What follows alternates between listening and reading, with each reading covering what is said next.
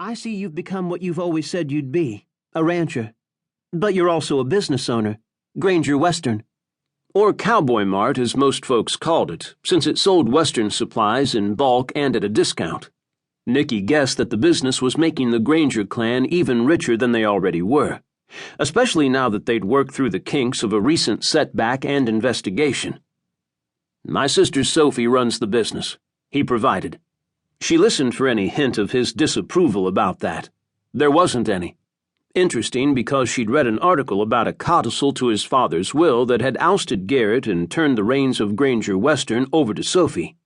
Things like that could tear a family apart, but it appeared there'd been no tearing involved in their case. Apparently his idea of small talk was over, because Garrett took the lease back from her and pointed to the bottom line. "My mother doesn't have permission to sign this. The ranch belongs to my brother."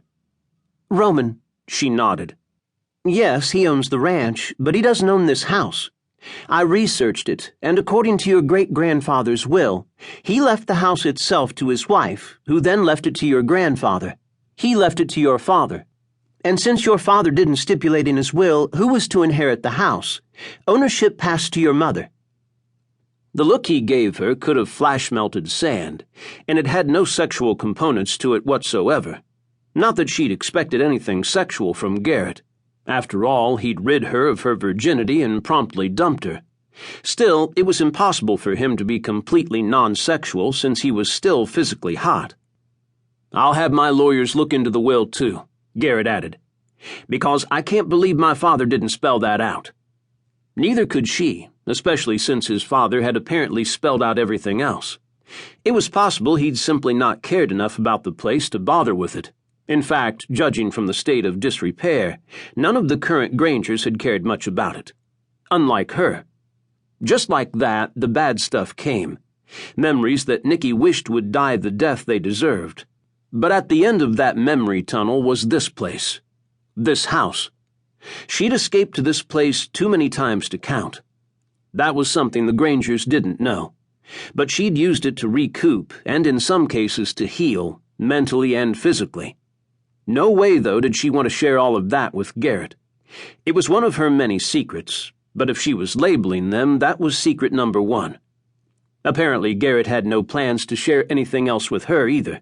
He took out his phone, no doubt to call his lawyers, but he mumbled something she didn't catch when he saw that he had no cell reception. "Why would you care if we're here or not?" Nicky asked. "Other than the current dead bug population, the place has been empty for decades." "I care because tomorrow there'll be workers here to expand the pond. I care because I plan to use every inch of this pasture for cattle. And I care because this is Granger land."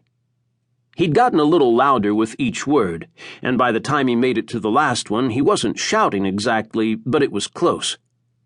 "Well, I care too," Nicky argued. "And our being here won't interfere with your workers or the pasture." She hoped, though the place would be a beehive of activity. Temporarily, since she didn't need any literal or metaphorical beehives in her life. Neither did the other women. "Dolly baby," Kaylee pointed out, leading him farther into the room. "And bugs." She meant bugs. And yes, there were some dead ones on the floor. Yes, something else that needed to be cleaned. Nicky had decided to start with the highest points in the room and work her way down. 80. That was Kaylee's attempt at lady, and she pointed to the painting over the bed. Nicky had no idea who the woman was, but she was coated with dust, too. Garrett glanced at the other things Kaylee was showing him. The bed, the lamp, the cobweb Nicky had missed when she'd cleaned the window. Even the trunk of old clothes that Kaylee had discovered. Then he snapped back toward Nicky. "Who are those women downstairs and in the yard, and why are you here?" he demanded. "Widows. We're all widows." His gaze drifted to Kaylee. "Well, with the exception of her," Nicky clarified. "No child bride arrangements in Texas. And you know Loretta Cunningham. She said she used to change your diaper." His nostrils flared a bit, and they flared even more when she glanced at the front of his jeans. An unintentional glance, but Loretta wasn't the only woman in the house who'd seen that part of Garrett's anatomy.